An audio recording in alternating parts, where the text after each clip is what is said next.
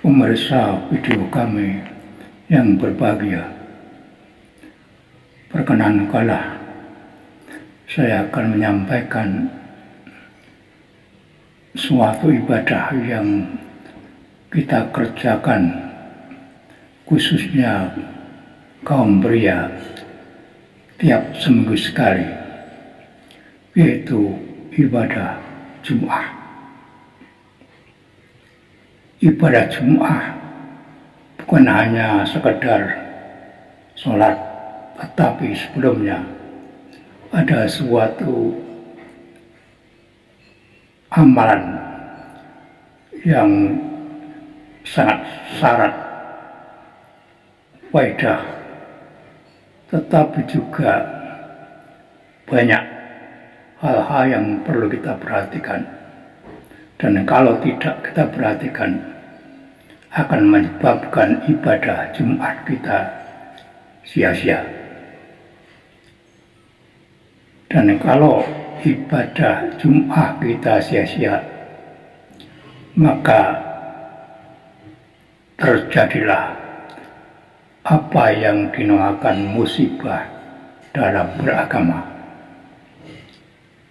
Maka Rasulullah SAW mengajarkan doa kepada kita, Allahumma la tas'al musibatana fi dinina. Ya Allah, jangankan Engkau jadikan musibah dalam kami beragama. Wala tas'ali dunya hammina, dan jangan Engkau jadikan dunia ini sebagai cita-cita terakhir atau tujuan hidup saya. Wala mablagha min ilmina, dan jangan Engkau jadikan ilmu sebagai sesuatu yang kita capai yang terakhir. Dari doa ini kita tahu bahwa dalam beragama ada musibah, yakni apabila hal-hal tertentu, ketentuan-ketentuan tertentu atau tuntunan-tuntunan dari Rasulullah SAW kita abaikan, atau kita lengah, atau kita mungkin gegabah untuk mentaatinya.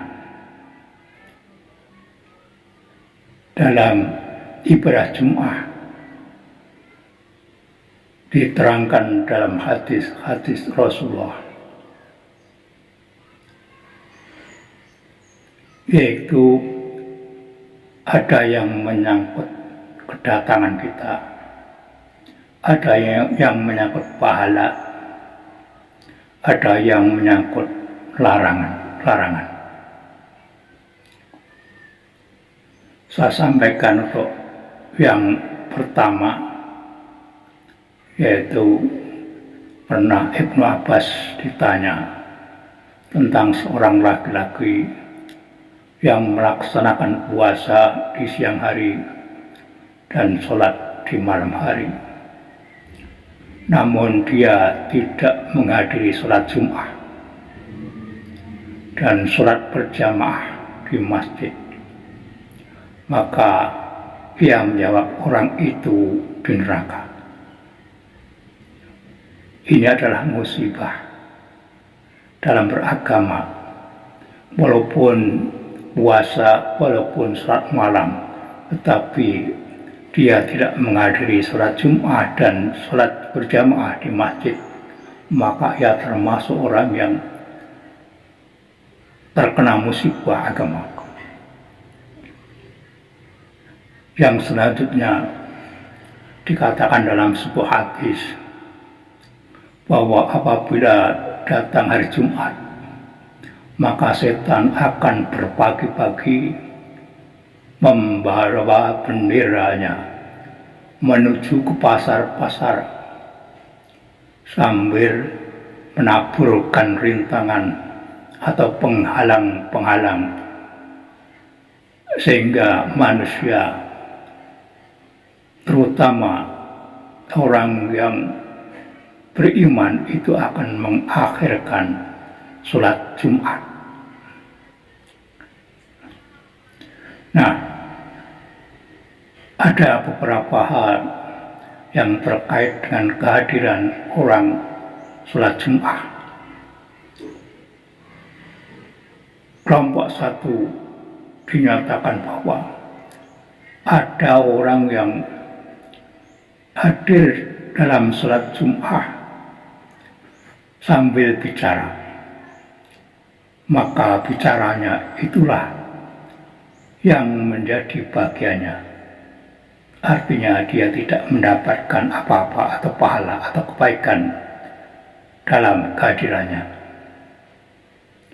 Yang kedua, ada yang hadir sambil memanjatkan doa, maka itulah orang-orang yang benar-benar memanjatkan doa kepada Allah Azza wa Jalla, yang kalau dia menghendaki maka dikabulkan, atau jika dia menghendaki maka dia akan menahannya atau menangguhkannya.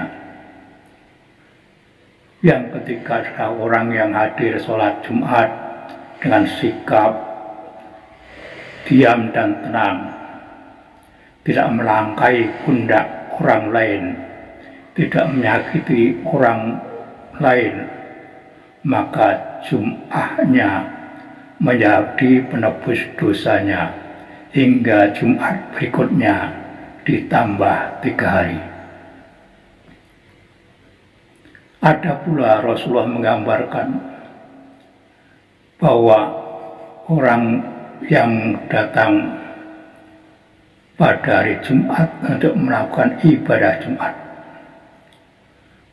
itu digambarkan orang yang pertama datang seperti halnya orang yang berkorban atau bersedekah unta.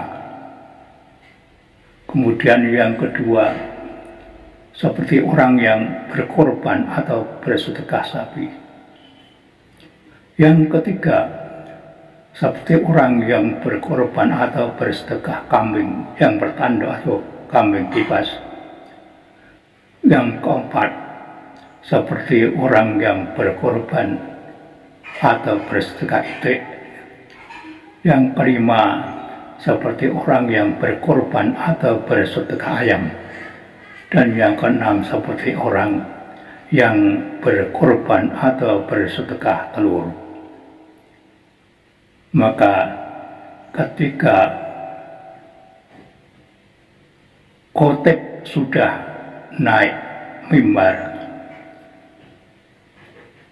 malaikat akan menutup atau melipat buku catatannya, dan mereka yang datang setelah khotib naik mimbar tidak akan masuk dalam catatan malaikat, dan ia menurut Sahih hanya mendapatkan kebaikan atau pahala seperti orang yang sholat saja.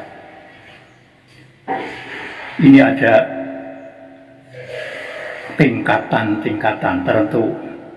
Tingkatan yang hanya seperti berkorban telur, itu adalah tingkatan yang menyebabkan kita mendapatkan musibah dalam agama, khususnya dalam menghadiri sholat Jumat.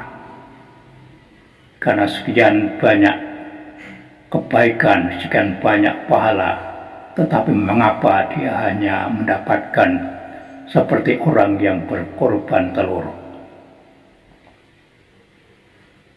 Nah, dari segi yang lain, mendengarkan atau tidak mendengarkan khotib, maka Rasulullah juga membagi ke beberapa golongan. Satu, orang yang duduk diam untuk mendengar dan memperhatikan serta tidak lalai. kelompok ini akan mendapatkan 2 bagian pahala. Yang kedua, orang yang menjauh dari imam atau khatib sehingga tidak mendengar apa isi khutbah, tetapi dia diam serta tidak lalai, maka baginya atau untuknya 1 bagian dari pahala. Dan yang ketiga adalah orang yang duduk dekat dengan imam, mendengarkan dan memperhatikan, namun dia lalai dan tidak bisa diam, maka baginya 1 bagian dari dosa. Inilah musibah ketika orang itu datang ke masjid dan ketika itu dia mendengarkan khutbah dari penceramah atau khatib yang ada di mimbar. Ini semua itu akan dinilai oleh malaikat, dan malaikat telah berpagi-pagi duduk di pintu-pintu masjid untuk mencatat kedatangan kita. Rasulullah menegaskan, innan nas yahrisuna minallah yaumal qiyamah ala qadar rawahihim ila jum'ati. Sesungguhnya aku mendengar Rasulullah SAW, seorang sahabat ini, beliau bersabda, jauh dekatnya kedudukan manusia di sisi Allah pada hari kiamat sesuai dengan perginya mereka menuju sholat Jum'ah. Semakin dia terlambat, semakin jauh dari sisi Allah. Semakin dia cepat pergi untuk menunaikan ibadah Jum'ah, maka semakin dekat sisi Allah. Dan kita bisa mengetahui kalau pada hari kiamat ada manusia yang karena amalnya dia menuju ke sisi Allah, digambarkan dengan menunggangi unta atau naik unta yang mungkin dipakai 2 orang, 3 orang, 4 orang, 10 orang. Tetapi juga ada yang menuju ke sisi Allah dengan berjalan kaki. Bahkan ada yang menuju ke sisi Allah dengan menggunakan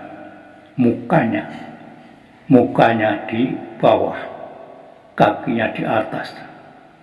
Nah, kita bisa membayangkan kalau misalnya saja kita termasuk orang yang berjalan menuju si Allah, sementara posisi kita jauh dari si Allah, betapa capeknya kita, betapa letihnya kita, karena jarak kita sangat jauh dengan Allah Ta'ala.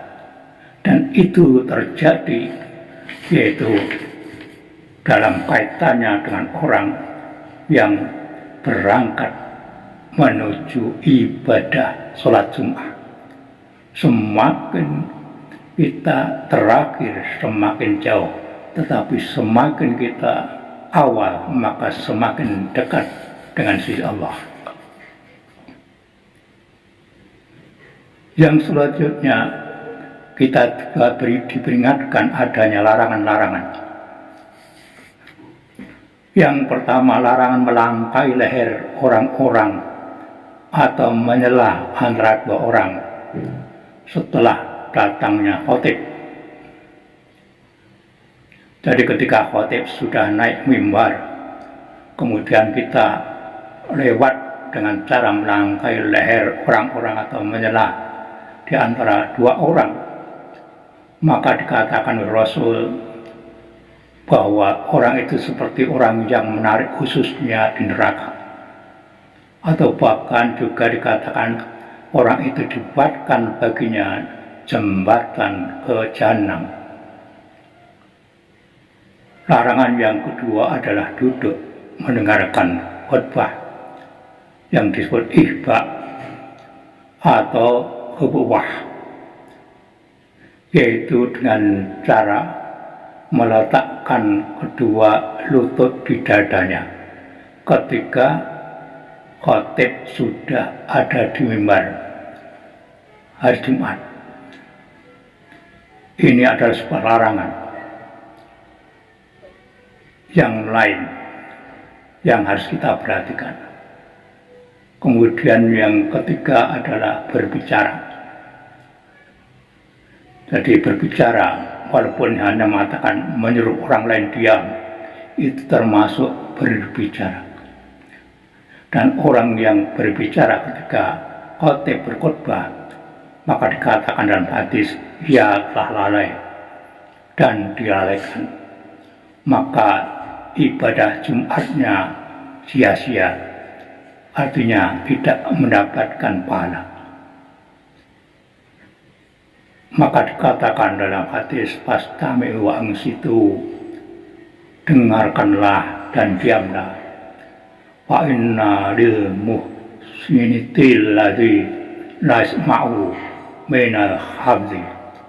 Sesungguhnya orang yang diam tetapi tidak mendengarkannya, pahalanya tidak sama misla malil muhsinis sami, dengan orang-orang yang diam tetapi tetap mendengarkan. Ini diingatkan oleh Rasulullah ketika kita mengikuti salat Jumat, khususnya mendengarkan khotib. Yang keempat, walaupun ini bukan larangan tetapi perlu juga dihindari, yaitu supaya kita bisa mendengarkan khotbah dari khotib dengan sebaik-baiknya, tidak lalai. Dengan cara apa? Dengan cara menghilangkan rasa mengantuk. Rasulullah mengatakan, idza na'asa ahdukum yaumal jum'ati tahawwal min majlisi. Jika salah seorang kalian mengantuk pada hari Jumat atau pada saat khutbah Jumat, hendaknya ia pindah dari tempat duduknya.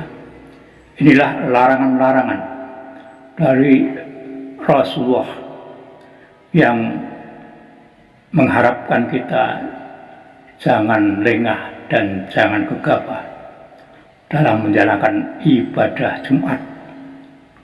Karena kalau itu kita lakukan, justru ada hadis yang mengatakan kita itu dibuatkan jembatan ke jahanam. Sungguh sangat tidak kita harapkan kita beribadah, tetapi justru di situ terjadi musibah. Na'udzubillah min dzalik.